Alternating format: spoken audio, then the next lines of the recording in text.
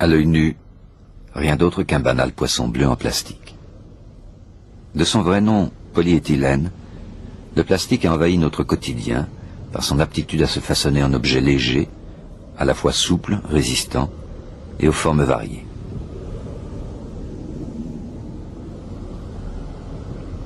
Le polyéthylène fondu est injecté dans un moule.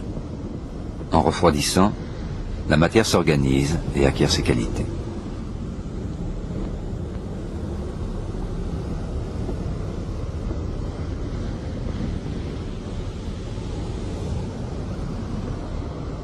Nous nous dirigeons vers une trace de bulle au sein de la matière moulée. Un paysage inattendu se révèle. Une multitude de cercles concentriques apparaissent, évoquant la surface d'un étang balayé par la pluie.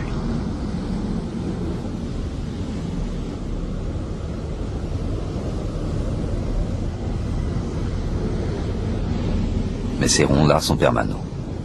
Chaque série d'anneaux représente la surface d'une boule, appelée sphérolithe.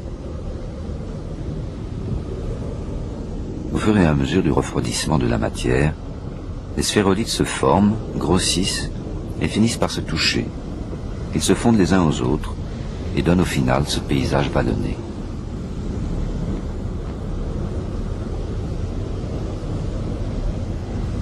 De plus près, une organisation encore plus complexe apparaît. Le sphérolithe se révèle constitué d'une multitude de petites ébarbures. Certaines de ces lamelles sont couchées à intervalles réguliers, ce qui donne cette apparence de vaguelette à la surface du matériau.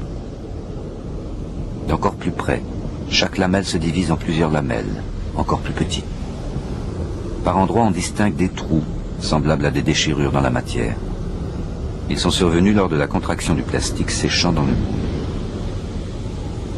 D'ailleurs, à travers celui en forme d'œil à droite de l'image, on distingue la couche d'en dessous, un alignement de lamelles.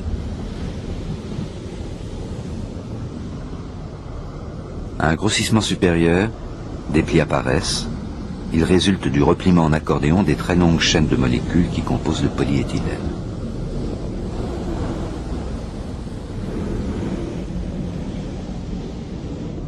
Cet empilement plus ou moins désorganisé va donner une grande compacité en même temps qu'un caractère très désordonné à la structure, ce qui empêche le microscope de discerner plus avant. Au-delà, plus rien de visible, pour le moment.